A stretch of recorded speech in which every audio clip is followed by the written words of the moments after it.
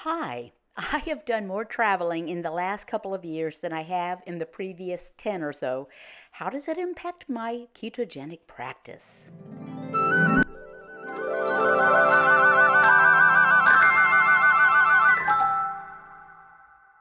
Hello, hello. How are you? I'm good. I'm well. I'm Casey Durango of Go Keto with Casey, where I talk about how I lost 97.4 pounds after starting the ketogenic protocol, how you may be able to lose weight, improve your health, and regain control of your life like I did. For those of you who have been following on, I do appreciate it.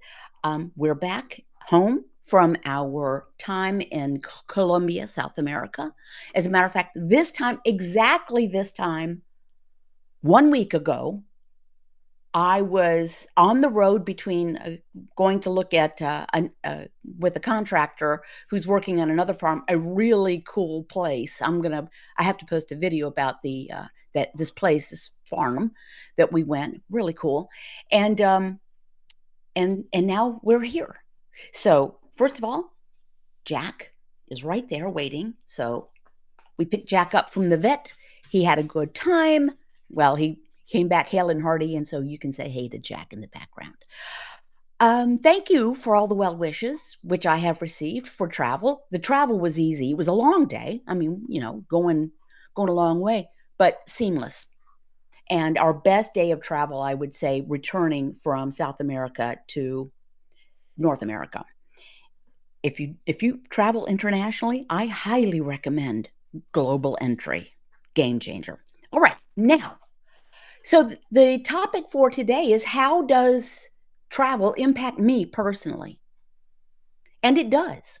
So I'll get to that. First of all, I want to say hello and thank you to those of you who are here. If you're watching this on replay, you may want to consider joining us on a Saturday at 10 a.m. Eastern on Crowdcast. It's easy, it's free. You get to join in the conversation. And also, if you register, I send a reminder email with a link to the next Saturday's live stream directly to you. So you might want to consider that. Some housekeeping. If you have a comment or question, you want to pin it. There's a speech bubble with a question mark in it. And, oh, can everyone see and hear me? I usually forget that. Oh, Karen writes, let me go get my coffee. It's a fine Saturday morning.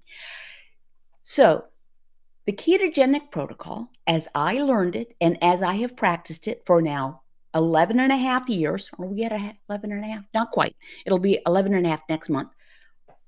Keep your carbohydrate intake to 20 grams or fewer a day.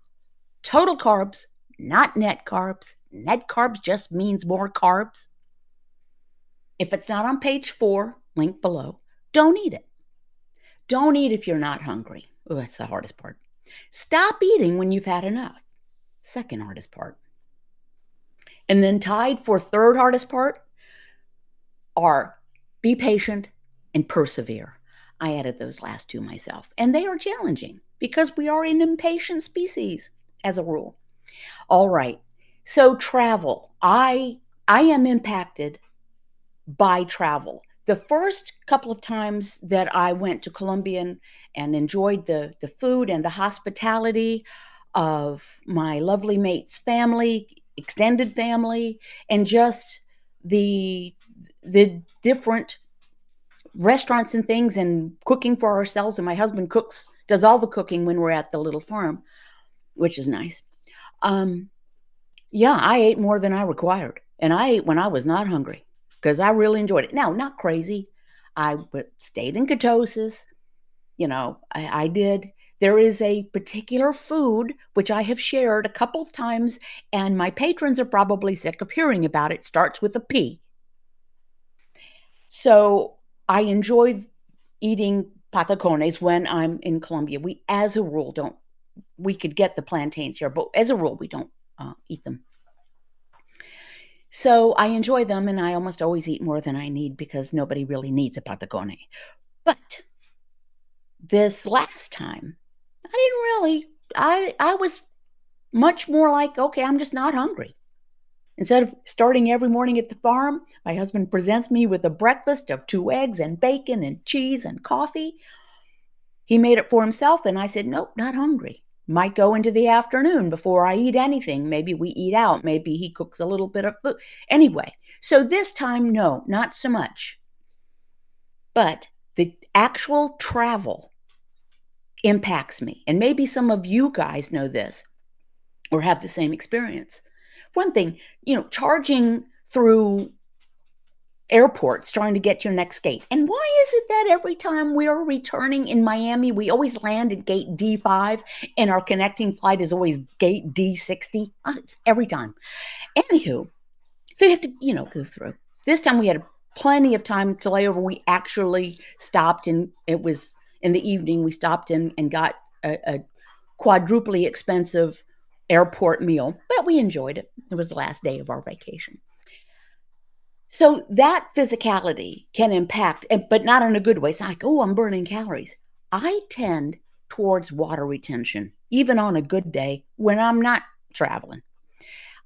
Air travel impacts me. I was sitting on the airplane. I'm sure it's pressurized stuff, and I could feel my already unattractive cankles turning into full-blown fire hydrants in every sense of the word. I could just feel it. I may try next time, and I have never done it before. Maybe some of you can chime in on the idea of compression leggings. They always seem like kind of a thing that, not to be ageist, but like old babushkas would wear all the time. Babushka meaning a granny. Now, I am a grandmother, and I am older than I used to be. Aren't we all? But that's supposed to kind of help. Also, and I've researched this because I was retaining water. I could feel it. We were at the farm. Well, I'm at altitude. Here where I live, it's like 800 feet above sea level. I don't know what the altitude is, but it is the Andes Mountains. And it's high enough that even though we're pretty close to the equator, and in down below in cities in Colombia, it's hot. I mean, you don't have to travel far, and it's hot. It's very temperate on our farm. It's like between 55 and 72 degrees year round, but it's because of the altitude. So I believe that altitude can just being like, you travel to Denver maybe or go into the Rockies, you might find, and it's water retention. So as I've been home every morning, the scale is coming down and I'm getting kind of back to homeostasis. Now, that's me. For some people, the idea of travel, whether it's air travel, hitting the highway, taking a train, or, a weekend getaway, travel equals eating. And, maybe we can try to separate the activities, the reason we're traveling, separate it from food, right? It's, I don't want to keep my head down and look at a plate when I've got a beautiful view right outside my porch at the little farm. Hovering over one's food and it's just food, food, food. Enjoy the people, or enjoy being away from people. It depends on why you travel. I had to preload my thinking this trip.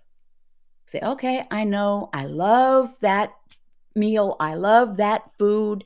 Yes, it's, when everyone around me, it seems, can eat like 3 full meals a day. And they're fine, and they're lovely and trim and healthy, and not everyone, but mostly. And I am not that person.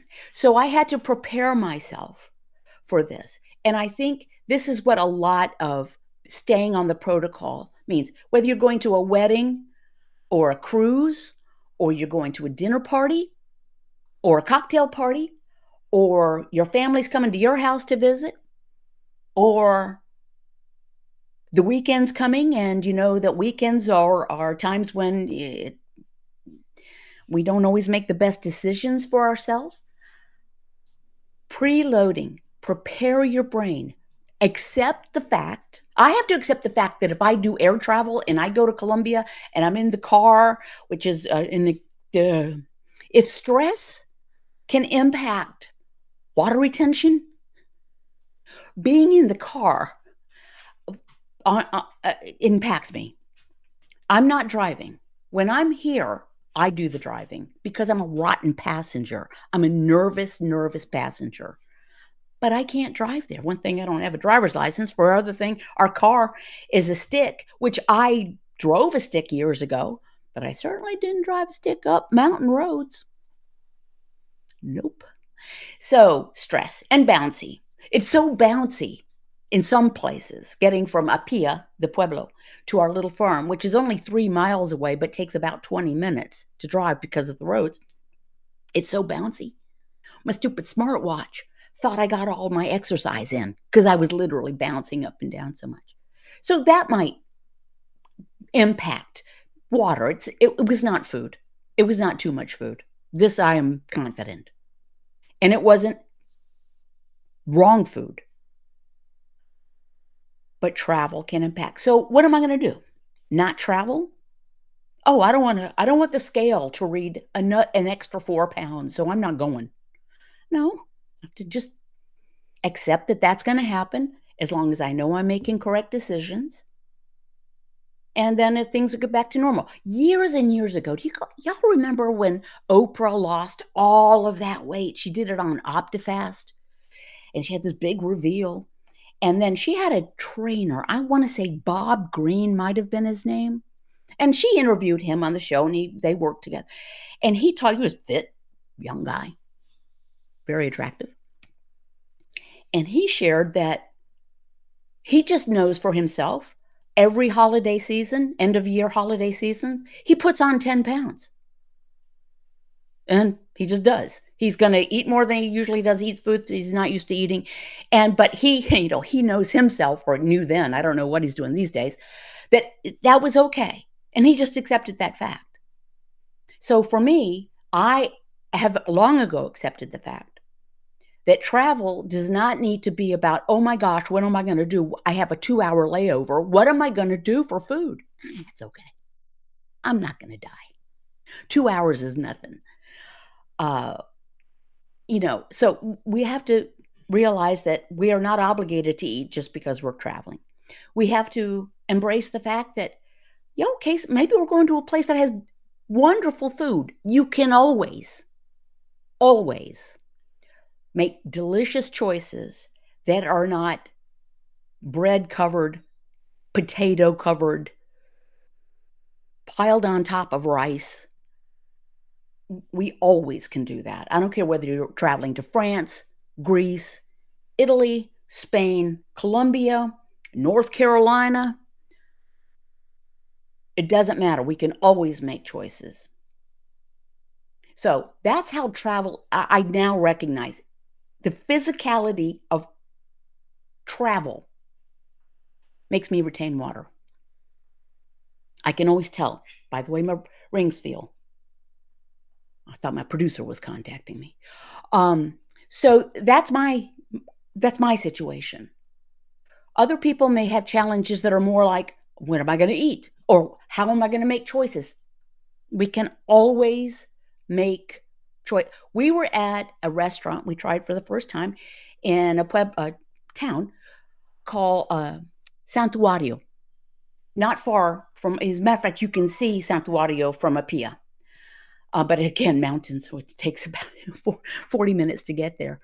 In that restaurant, this was a very young staff, and very young and fit and tiny, and they just didn't quite get the idea that please no rice, and bring us this. But it was okay. We just didn't eat the rice. Just because they serve it doesn't mean you need to eat it. That was the one that was the most challenging. Other places, no problem. And then again, you don't have to eat out all the time. Well, sometimes when you're traveling, you kind of do. But we can always make good choices. But if travel impacts you water retention or stress related, or maybe the food has more sodium in it than you're used to, just just be just accept it. Like I said, what am I gonna do? Not travel? I did that for a long time. There were years I wouldn't travel because I didn't wanna get on the airplane, because I don't wanna did not wanna see the looks of people, and if you've ever been morbidly obese, you step through the bulkhead and you're looking down the aisle, and you can see people look up, and when you're big, you know that they're saying, "Please don't sit next to me. Please don't sit next to me. Please don't sit next to me." So, who needs that? Who wants to have to ask for a seatbelt extender? Um, so I just avoided a lot of things when I was bigger. Now, I avoided going to Colombia for a long time, but that was a totally my own. It was lots of little baggage. Not because I was fearful of traveling, or not because I was fearful of being in Colombia. That's a whole other story. But now I'm there, and I look forward to the next time we go, which will be in a few months. We go a couple of times a year. And I will realize that, yes, I can't eat all the patacones that I want, which I have done before, because it doesn't help me. It doesn't serve me. I'll have a few, stop at that. And I realize that travel, my ankles are going to fill up and my rings are going to get tight through no fault of my own. So travel is one of those things that when you feel better and you're healthier and you lose weight, that maybe you want to do. Maybe we didn't travel because we didn't feel well, because we were embarrassed, because it was physically awkward. Now we can do it. At least I can. That's my story, and I'm sticking to it. I want to turn my attention, first of all, say, hey, you don't have to buy one thing to be 100% successful at the ketogenic protocol. I will sell you a green book. It's a journal. And these sell every month, and it just tickles the heck out of me in different places. I think the most was the Netherlands. Anyway, you can see a link below at my blog in the sidebar, takes you to Amazon, or you can buy a t-shirt or a water bottle, my merch below. Or there's my private Patreon group. It's a support group. You can try a free trial for 7 days. You like it, you stay. You don't, you won't. And you get 20 video snippets every weekday morning. I did all of them from Colombia, whether we were on the mountain or at Amparo's townhome. And I did them, and I really appreciate people who appreciate them. So there you go. That's for $5 a month. That's all. Oh, and if you can just give me a thumbs up and subscribe, it helps the channel. I really appreciate it. Right, let me turn my attention to the comments.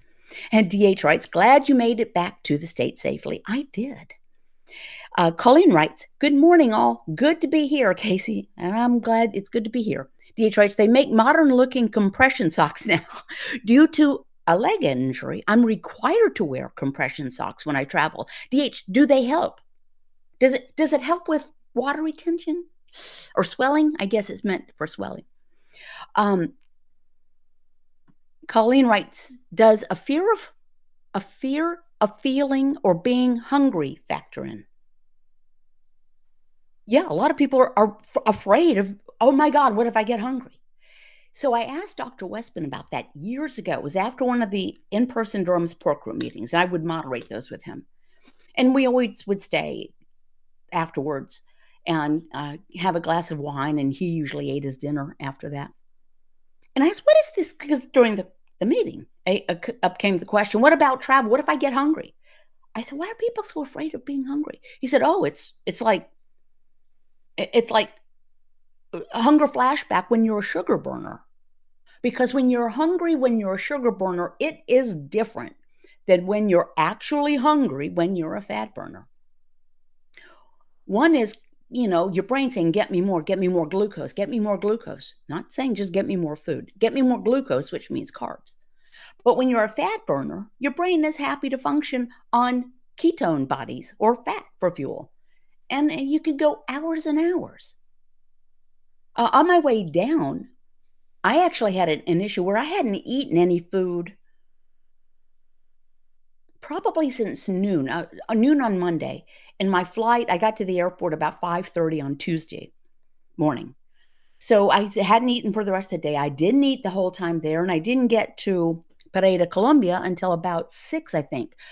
In Bogota, I was not feeling well, but it wasn't, and my heart was racing. It wasn't because I hadn't had any food. It was because I'd let myself become dehydrated, dummy. I got a Coke Zero, and within 5 minutes felt better. I just needed some liquid. I just hadn't thought about hydration. But I went, that was fine. And there was food when I got there, and I really appreciated it and ate it. But yes, fear of hunger is a thing for some people. I am no longer worried because I know that I'm not about to keel over. Why? Because I have plenty of calories on board my body. All my jiggly bits are, can fuel me. Those jiggly bits are fat. DH writes, absolutely they help. Okay, it'll be on my list. Karen writes, been on vacation for 16 days, 6 left. It's been wonderful, but I'm really looking forward to be back to my routine and food.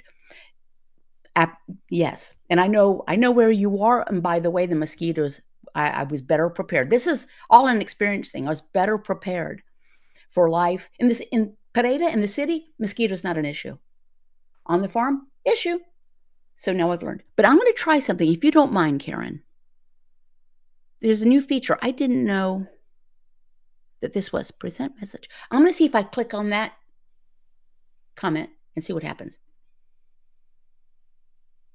Okay, look what I can do. Look, been on vacation for 16 days, 6 left. Hey, how cool is that? I like that. I didn't know I could do that. That is either a new feature or one that I simply didn't recognize.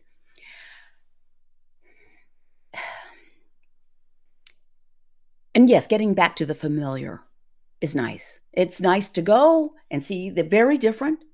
Things are very different down in our second home. Although in some places it's just like being here. I mean, in Pereira, it's a huge city. It's like 600,000 people, and it's shopping malls and stuff. And you go into a store called Price Smart, it's exactly like being in Costco. And actually, even with the orange shelves. And PriceSmart and Costco were started by the same partners or brothers or father and son. And one decided, I think I want to concentrate on the US Northwest, Pacific Northwest. And the other decided, I'd like to do something in Colombia and Latin America. So it's just like being there. But then you get into the pueblos, and it's just different. And it's not worse. It's not better. It's just different. And it's easy to live in a bubble. Some people like being in the bubble and not ever see anything different, or smell new smells, or see different colors, or get used to something. But it's not a bad thing. But getting back to the familiar is nice. And then so in our little casita, there are things that are becoming familiar to me. They were very different for me when we got there. My husband bought it, and I had not seen it. I mean, we bought it, but I had not seen it. So it was different for me. I will say my husband made great improvements at the house. The ones I didn't know he was going to do, and it was a great surprise. He installed an on-demand water heater in the shower. So nice hot water. Because there's most of the places down there don't have water heaters, at least in the fincas and the farms. And just nice and easy. Built a fire pit, so we had a fire. Nice. So anyway, that's becoming more familiar, where it was literally foreign to me before. So I'm embracing that. I still have my moments. Hey, where did Jack go? JCK. Jack? No, Jack is pretty old. His hind leg quarters are, here you go, honey. His hindquarters are rough. So we try to just let him be. Uh, my hindquarters can feel a certain way sometimes. If I have advice to share on this, again, whether it's just something out of your norm or it's something dramatic like travel, going on a cruise. I've been on 2 cruises. I lost weight on each one. Um, Even though there was food aplenty. But it was actually super easy to stay keto on the cruises. I mean, because, like, it's delicious. You get prime rib and soup and eggs and bacon and sausage. Anyway, so if it's something momentous, try to prepare yourself. We try to employ the blast method around Go Keto with Casey. Don't make a food decision if you're bored, lonely, angry, stressed, or tired. And travel, well, any change can be stressful. You're moving, you sell your house, you go to a new one, that can be stressful. Having family come visit can be stressful. Going to visit family can be stressful. Um, Problematic personal relationships can be stressful. Work can be stressful. Lack of work can be stressful. We can always find a reason to be stressed. But food won't fix any of those things. And I enjoyed the trip more this trip, not because I ate less food than I have on previous ones, not because I consumed fewer patacones than before, but I enjoyed it in spite of. I mean, I that the food was the food we ate when we were hungry. Imagine that. And I'm kind of I'm kind of in that zone where food is not entertainment for me. It's not sport. It certainly isn't love. Love is love. Food is fuel. So even if you're going to a sumptuous feast, you can eat a bit. You don't have to overeat. You don't have to eat everything because it's there. You're gonna come back for another? Okay, you get one. He's totally getting all the cookies he wants. Guy. They had to contact us we boarded him for over 2 weeks. We boarded him at his vet's. They have a nice facility there, and they did reach out to us and said they needed to administer some medication due to a stress-related issue with Jack. Jack is pretty chill, but he is really old. He's like over 15. And we left him at the boarding house. He likes the vet. Come there. But stress can impact every creature, particularly humans. In my next trip, will I make any changes? Well, I'm going to get the compression leggings for sure. I will be taking. So I never thought to do this on the plane down there. One of the planes, the person, they come around with a beverage and carts, and people are getting stuff. This young woman hands a flight attendant a giant Stanley thing, right, with the straw. And she said, "Could you please just fill this with water?" Flight attendant had opened several bottles and filled it with water. I never thought of doing that. So I'm going to do that next time because I did not feel well when I was dehydrated. So I'll do that. But I feel like I have the food I'm in front of it. I know it's still a lovely time. The view is just as beautiful, even if I didn't eat breakfast. So there we are. Travel is a challenge. It's one of the questions that come up. What do you do when you travel? That's what I do. All right, friends. Oh, let me see. I'm going to add that one too. I love that I can add these comments to the message. My son just ordered a, quote, wheelchair for Cooper's hind legs, golden retriever, age 16. Yeah. Yeah, I've seen those. Old Jackie, now he's back looking. Now you're just piling on. Yep, our old dog. But he's, so Cooper 16, he's a golden. That's very, very old for a golden. Cooper must have been has been treated very well. Friends, keep your carbs 20 grams or fewer a day. Total, not net. If it's not on page 4, link below. Don't eat it. Don't eat if you're not hungry. Stop eating when you've had enough. And don't try not to assume that you have to eat, even if things are different. Remember, back up. Remember, if hunger is not the problem, food is not the solution. It's just that simple. No matter what the food is, whether it's a ribeye or a bag of cheese puffs. If hunger's not the problem, food is not the solution. Thank you, and God willing and the creek don't rise, which is a real situation around here, I will see you next Saturday. Same place, same time. Thanks.